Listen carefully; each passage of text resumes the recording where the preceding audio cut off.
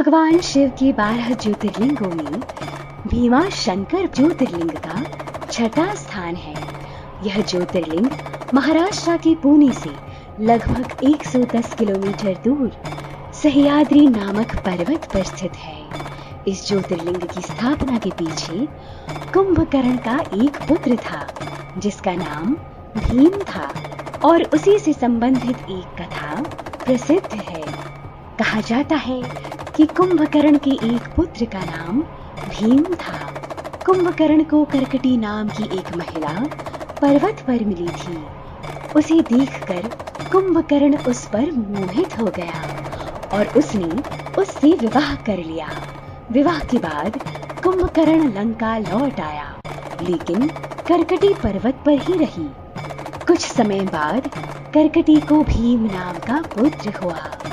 जब श्री राम ने कुंभकर्ण का वध कर दिया तो कर्कटी ने अपने पुत्र को देवताओं के छल से दूर रखने का फैसला किया।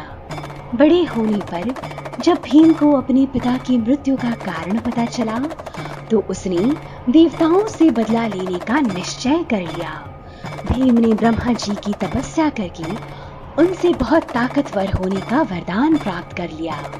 कामरूपेश्वर नाम के राजा भगवान शिव के भक्त थे। एक दिन भीम ने राजा को शिवलिंग की पूजा करते हुए देख लिया।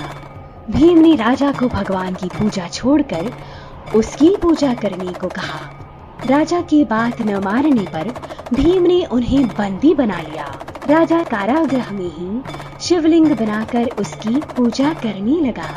जब भीम ने यह देखा तो उसने अपनी तलवार से राजा के बनाए शिवलिंग को तोड़ने का प्रयास किया।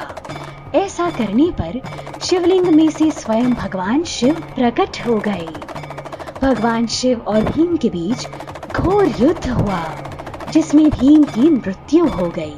फिर देवताओं ने भगवान शिव से हमेशा के लिए उसी स्थान पर रहने की प्रार्थना की। देवताओं के कहने पर शिवलिंग के रूप में शिव उसी स्थान पर स्थापित हो गए। इस स्थान पर भीम से युद्ध करने की वजह से इस ज्योतिर्लिंग का नाम भीमा शंकर पड़ गया और इस ज्योतिर्लिंग के दर्शन के लिए दूर दूर देश विदेश से भक्तजन यहाँ आते हैं और भीम शंकर ज्योतिर्लिंग का दर्शन प्राप्त कर शिव जी की विशेष कृपा की अनुभागी बनते हैं।